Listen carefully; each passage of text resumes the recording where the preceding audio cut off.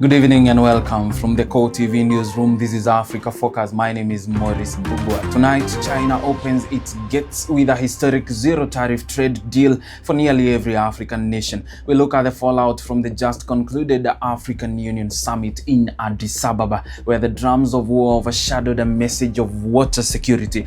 A multi-billion-dollar health pact between Kenya and the United States hits a legal wall over data privacy, and Italy pitches a new partnership of equals on African soil. These are our top stories. We begin with a monumental shift in global trade as Beijing moves to reshape its economic relationship with the continent. In a bold strategic move, China has decided to implement a zero-tariff regime for imports from 53 African nations. This policy, which has been evolving over the last few months, is now being extended to almost every country on the continent, excluding only Eswatini.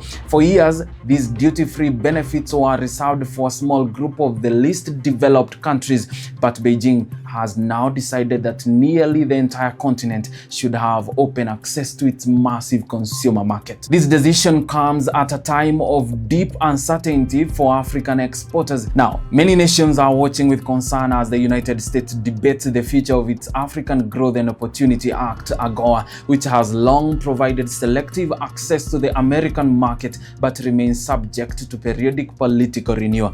Meanwhile, tensions between African states and the European Union continue to simmer over economic partnership agreements that many local leaders find restrictive. By offering 100% duty-free access, China is positioning itself as a more stable and less demanding alternative to Western trade programs. The move follows a heavy diplomatic lifting by African heads of state. South African President Cyril Ramaphosa and Uganda's Yoweri Museveni have been vocal in demanding that China address the structural trade imbalances that often leave African economies as mere exporters of raw materials. To address this, China's Minister of Commerce Wang Wentao has signed a framework agreement with South Africa to finalize an early harvest deal by March 2026. This would allow South African manufactured goods to enter China without the heavy levies that previously hampered growth.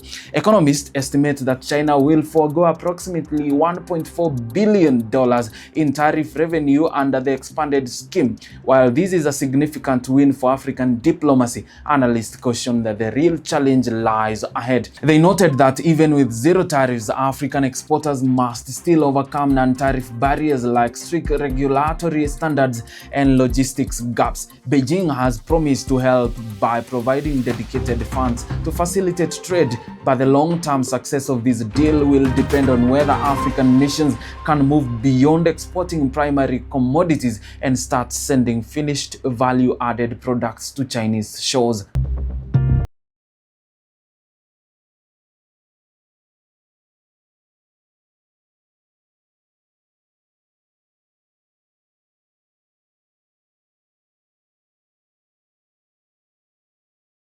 Moving on, the focus on economic sovereignty was a recurring theme over the weekend in Addis Ababa as African leaders concluded the 2026 African Union Summit. While the gathering was officially convened to discuss water security and sanitation, the reality of conflict across the continent dominated the final hours of the two-day summit. The new AU chair, President Evariste Ndayishimiye of Burundi, told the closing press briefing that restoring stability remained the bloc's absolute priority. He emphasized that the continent could not talk about prosperity without first silencing the guns and ensuring peace from the Sahel to the Great Lakes. AU Commission Chair Mahmoud Ali Yusuf echoed this sentiment, pointing out that peace and development are two sides of the same coin. He told reporters that without equitable access to basic services like water, there can be no sustainable prosperity for the people. However, the mood in the hallways was heavy with the weight of the crisis in Sudan, which the AU Peace and Security Commissioner described as the most severe humanitarian disaster in the world today. He told the media that their number one goal remains the unconditional and immediate ceasefire in a war that has been largely unreported despite its massive scale. The summit also highlighted the rising tensions over borders and recognition. Following Israel's recent recognition of Somaliland, several leaders expressed concerns over how such moves affect the AU's long-standing policy on existing borders. Despite these pressures, the leaders closed the summit with a renewed demand for the reform of the UN Security Council, stating that the current global governance structures no longer reflect the reality of the 21st century. Africa is increasingly determined to find its own solution to its most pressing security and environmental challenges.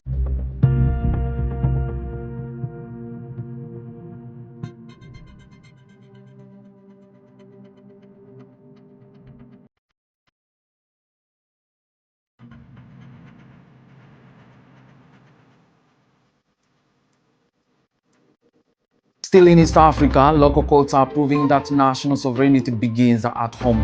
In Nairobi, the High Court has effectively frozen a $1.6 billion health cooperation agreement between Kenya and the United States. The deal, which was intended to modernize Kenya's digital health system, was put on hold after Justice Bahati Mwamuye suspended the framework following a massive public outcry. The controversy centers on provisions that would have allowed for the transfer of sensitive personal health data of Kenyan citizens to the United States. The US Embassy in Nairobi has since stated that the pact will be reworked once the court delivers its final determination. This legal victory for privacy advocates comes amid growing signals that Washington is pursuing an American-first approach to its health partnerships, prioritizing data-driven surveillance over traditional aid. In Kenya, however, the court's decision has been hailed as a win for data sovereignty. Justice Mwamuye noted that the transfer of such sensitive information without clear safeguards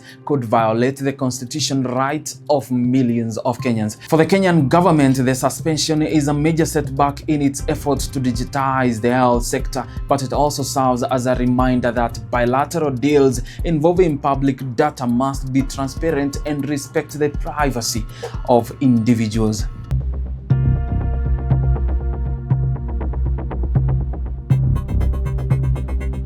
And finally, on Africa Focus, Italy had a different kind of offer during the African Union Summit. Prime Minister Giorgia Meloni arrived in Addis Ababa just as the EU Summit was kicking off to attend the second Italy-African Summit. Addressing dozens of leaders, Meloni stated that Italy has no interest in exploiting the continent for cheap labor. Instead, she committed to a strategy known as the Mattei Plan, which shifts the focus from traditional aid to investment-led cooperation. This plan involves nearly 100 projects across 14 African nations targeting energy, agriculture, and digital development. Meloni explained that the goal is to combat the factors that force young Africans to leave their homes, creating instead the economic opportunities that allow them to contribute to their own nation's development.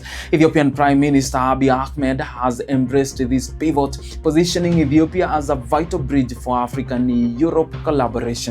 By focusing on job creation and infrastructure rather than just crisis management, Italy is hoping to redefine the Mediterranean as a corridor of shared prosperity rather than a barrier of migration. That is our focus for today and our report for this evening. From the zero tariff markets of the East to the legal and diplomatic battles for sovereignty in the West and the Horn, Africa is firmly taking the lead in its own story. Remember to follow KOW TV on all our social media platforms for real-time updates on these and more stories. My name is Morris Mbugua and thank you for watching Africa Focus.